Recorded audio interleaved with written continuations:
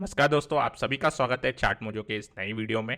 और last trading session के अंदर एक गैप अप हुआ था हल्का सा, और 20,000 टू 25 का एक लेवल तक मार्केट गया था।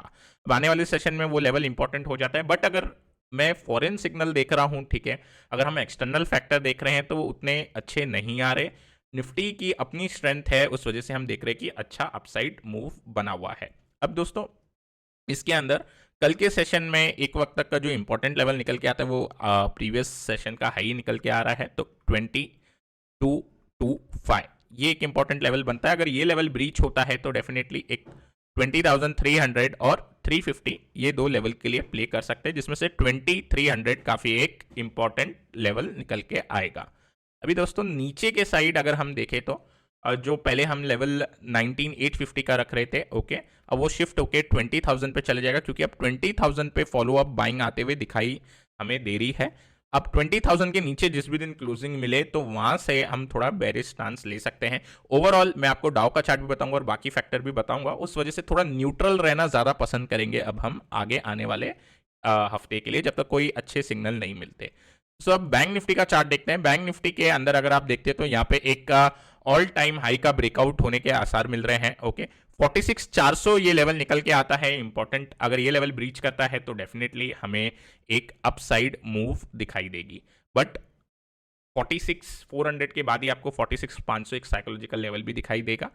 स्टिल अगर ऑल टाइम हाई ब्रेकआउट होता है तो मेरे हिसाब से वो 100 पॉइंट एक वक्त के लिए निकल जाना चाहिए, ओके।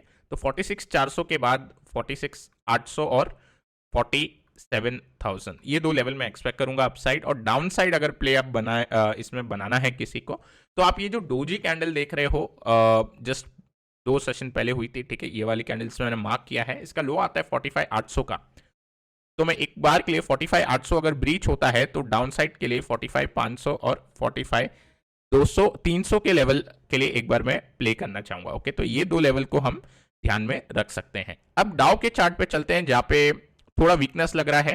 तो मैंने जैसे एक ऐसा चैनल बनाया हुआ है, 2 टच पॉइंट मिल गए थे, यहाँ पे भी काफी सारे टच पॉइंट मिल रहे हैं ट्रेंड लाइन पे।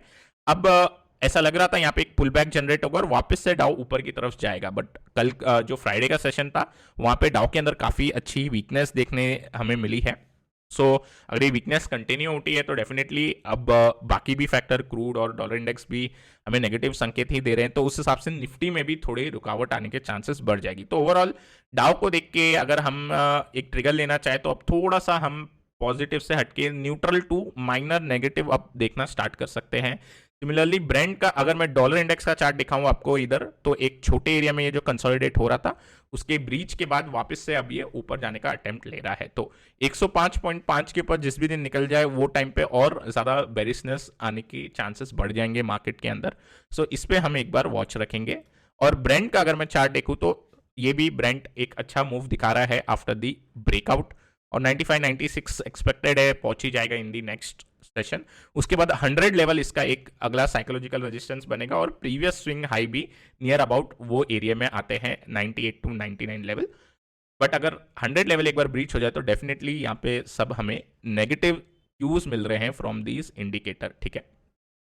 ये ब्रेंट और डॉलर इंडेक्स वीक होने के साथ साथ अगर डाउ भी वीक हो जाता है तो डेफिनेटली इसका असर हमें देखने मिलेगा। अब इसी चीज को ध्यान रखते हुए हम एक बार के लिए एक अपसाइड की चार्ट स्टडी करेंगे, एक डाउन साइड की चार्ट स्टडी करेंगे। इसके अंदर अगर मैं पहले जो हम लास्ट जो चार्ट स्टडी कर रहे थे वो थी इंडियन होटल की, जो मैं प्रीवियस वीडियो के अंदर जो स्टडी कर रहे थे, इंडियन होटल के अंदर एक बीओ रीटेस्ट जैसा सेटअप था। उसके बाद इंट्राडे में जैसा लग रहा था कि एक बार ये जो मैंने रेड लाइन मार्क की है कि इस लेवल तक पहुंच सकता है, जहां पे प्रीवियस आपको स्विंग्स देख रहे हैं वहां तक इंट्राडे में पहुंचा, ओके। उसके बाद एक अच्छी फॉल आ गई, और पोजिशनल के लिए जो मार्क किया था, ठीक है, वही अपर वाला रेड लाइन किया था। अगर आपने वीडियो देखा होगा तो आपको उसमें समझ जाएगा, ओके। सो इस हिसाब से इंट्राडे के हिसाब से it was good, but positional के लिए डेफिनेटली ये जो ट्रिगर लेवल है इसका वेट करना चाहिए। नेक्स्ट हम अगर देखेंगे तो H D F C AMC के अंदर अच्छा ब्रेक आया, लास्ट में आया, इन द लास्ट 1 आवर के अंदर हमें एक्शन देखने मिला H D F C AMC के अंदर। उसमें इंटरडे के हिसाब से हमें एक अच्छी मूव दिखाई दी। पोजिशनल के लिए अभी इसके अंदर डेफिनेटली अपसाइड होने के और आसार बन जाएंगे, जैसे ही एक फॉलोअप बाइंग कैंडल आ जाएगी इस कैंडल के ऊपर तो और एक अच्छे पोजिशनल के लिए भी ये सेटअप बनेगा, ठीक है। सो पोजिशनल का देखते हैं क्या आता है, बट इंटरडे के हिसाब से एक अच्छी मूव थी चैनल ब्रेकआउट के बाद। अब मैं अगर एशियन पेंट ये चार्ट दिखाऊं यहाँ पे, ठीक है, तो इसमें मुझे एक बेरिश सिग्नल दिखाई दे रहा है। अब अगर हम एशियन पेंट का चार्ट स्टडी करते हैं तो यहाँ पे एक राइजिंग सपोर्ट लाइन मिली है, इधर काफी सारे हमें टच पॉइंट पे सपोर्ट दिखाई दे रहे हैं, ओके, और उसके बाद इसका जब ब्रीच हुआ, ओके, यहाँ पे एक कंसोलिडेशन भी था लेकिन फाइनली ये नीचे चले गया। उसके बाद ये सिमेट्रिकल ट्रायंगल पैटर्न हमें बनता हुआ दिखाई दे रहा है यहाँ पे, ओके, और उसका हमें ब्रेकडाउन देखने मिला इन दी लास्ट ट्रेडिंग सेशन।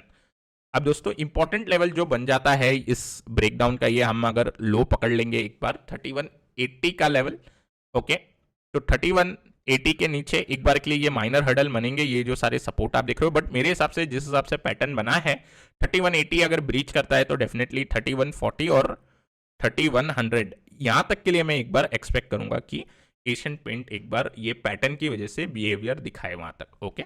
अब ये रहा एक बेरिश वाला स्टडी, ठीक है, एक डाउन साइड के हिसाब से चार्ट स्टडी। एक अपसाइड के हिसाब से या मैं ऐसा बोलूं कि एक रिवर्सल दिखाई देता है आईडीएफसी फर्स्ट बैंक के अंदर। अगर आपको ध्यान होगा तो हमने यहाँ पे बीओ सून करके एक मार्क किया था, ट्रेंड लाइन बना था जब चार्ट ऐसा था, जब हम इसको डिस्कस कर रहे थे इस हिसाब से चार्ट बना था, ठीक है। ये ट्रिगर लेवल आ गया, नो आई थिंक सो, यहां मार्क किया था बीओ सून। उसके बाद थोड़े टाइम बाद ट्रिगर लेवल बना और उसके बाद अपमूव भी दिखाई दी इसके अंदर आते हुए।